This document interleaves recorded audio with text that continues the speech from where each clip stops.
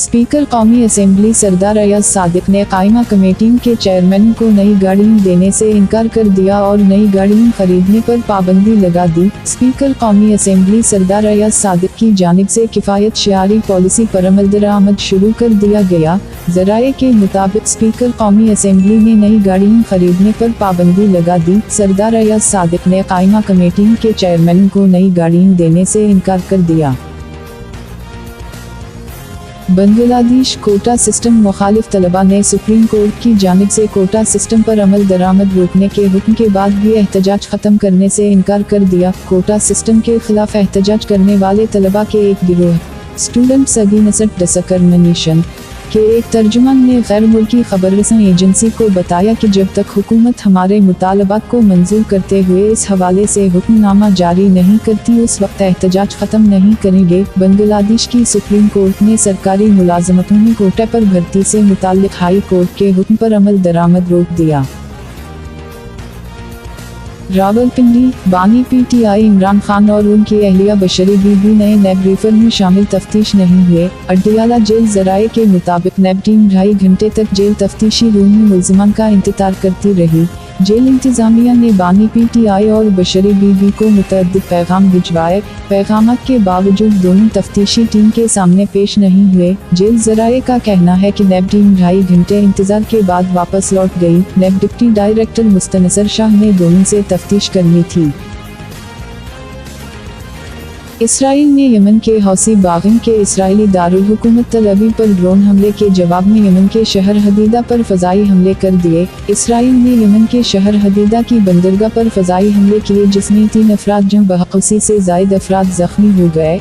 यमनी media के मुताबिक Israeli हमलों में यमन के शहर हदीदा बंदरगाह पर ऑयल तंसीबात को निशाना बनाया गया है जिसमें 3 अफराद जम बहक़ और 87 अफराद ज़ख्मी हुए हैं। इसराइली फ़ौज का कहना है कि हफ्ते को हमारे लड़ाका तैयारों ने यमन की जानिब से हालिया महीनों में इसराइल के खिलाफ किए गए।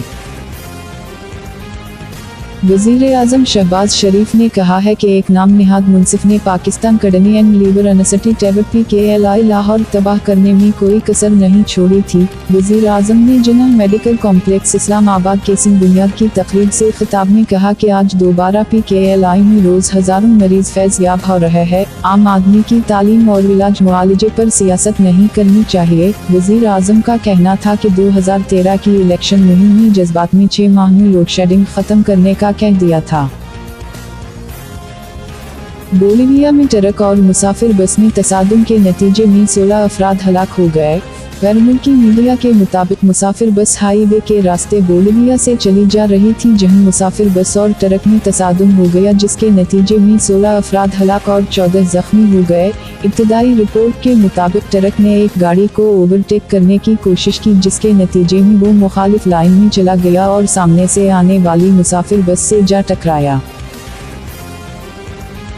साबिक वज़ीर तिजारत गौहर एजाज ने कहा है कि हुकूमत IP पेज मुआहदों की वजह से एक पावर प्लांट से 750 रुपये फी यूनिट बिजली खरीद रही है। IP पेज मुआहिदे गले की हड्डी बन गए। एक पावर प्लांट से 750 रुपये यूनिट में बिजली खरीदने का इंकिशाफ हुआ है।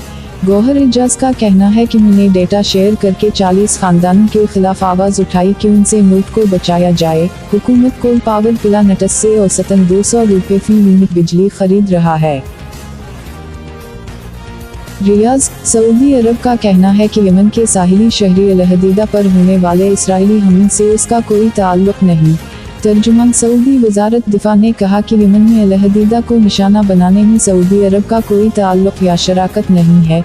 तर्जुमान का कहना था कि मुमलिकत अपनी फ़ज़ाई हुदूद में किसी भी फरीक को दरानंदाज़ी की इजाज़त नहीं देगी। ख्याल रहे का इसराइली दारुल हुकूमत तल अवीव पर हौसियों के ड्रोन हमले के बाद गुज़श्ता रोज़ इसराइल ने यमन के शहर अल हदीदा की बंदरगाह पर फ़ज़ाई हमले किए जिसमें 3 अफराद जम बहक़ और उसी से ज़ायद अफराद ज़ख्मी हो गए। गवर्नर खैबर पख्तूनख्वा फैसल करीम कुंडी ने कहा है कि सूबा में अमन अमान की सूरत हाल इंतहाई ख़राब है।